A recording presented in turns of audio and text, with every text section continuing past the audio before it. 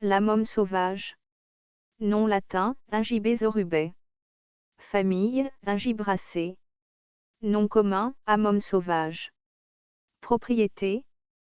Considéré comme anti-hyperglycémique, anti-inflammatoire, anti-ulcéreux, antioxydant, facteur d'activation antiplaquettaire, antimicrobien. Parties utilisées. Le rhizome. Distribution. Asie de l'Est, Chine méridionale, sous-continent indien, Myanmar, Thaïlande, Cambodge, Laos, Vietnam, Malaisie, Indonésie, Philippines. Botanique. Il ne faut pas le confondre avec le gingembre commun. La môme sauvage est une plante herbacée lisse et dressée. Les porte-greffes sont gros et tubéreux, jaune pâle à l'intérieur. La tige feuillue mesure de 0,6 à 2 mètres de haut. Les feuilles sont nombreuses, distiques, lancéolées à oblongues-lancéolées, de 15 à 30 cm de long, de 5 à 8 cm de large.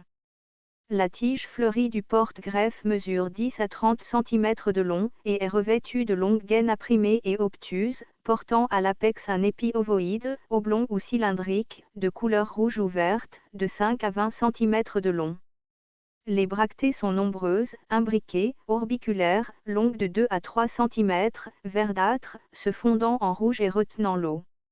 Les fleurs mesurent 5 cm de long, de couleur blanche ou crème, le tube est aussi long que les bractées, avec des lèvres à 3 lobes. Le fruit est oblong, d'environ 2,5 cm de long. Les graines sont oblongues, noires. Constituants. Une analyse phytochimique préliminaire des rhizomes a révélé des glycosides, des stérols, des triterpènes, des saponines, des tannins, des glucides, des protéines, des acides aminés et des huiles volatiles. Utilisation culinaire. Le rhizome est utilisé comme condiment et apéritif. Les extrémités des jeunes rhizomes, qui ne sont pas amers, et les extrémités des rhizomes plus âgés, qui sont amers, sont consommées crues avec du riz. Les jeunes feuilles et pousses sont cuites comme légumes. Les jeunes épis de fleurs peuvent être consommés crus, cuits ou ajoutés au ragoût. Médecine rurale. La décoction est prescrite pour l'asthme et comme topique pour les rhumatismes. Le rhizome pulvérisé est également utilisé pour la diarrhée. Le rhizome est utilisé comme le gingembre commun, comme remède contre la toux, l'asthme, le parasitisme et diverses maladies de la peau. En Chine, utilisés pour les maux d'estomac, toniques et stimulants, les rhizomes macérés dans l'alcool sont utilisés comme toniques, dépuratifs, stimulants. Le rhizome frais est utilisé comme antiflatulant, pour les œdèmes, les maux d'estomac, les plaies. Le jus de rhizome bouilli est utilisé pour traiter l'infestation par les vers chez les enfants.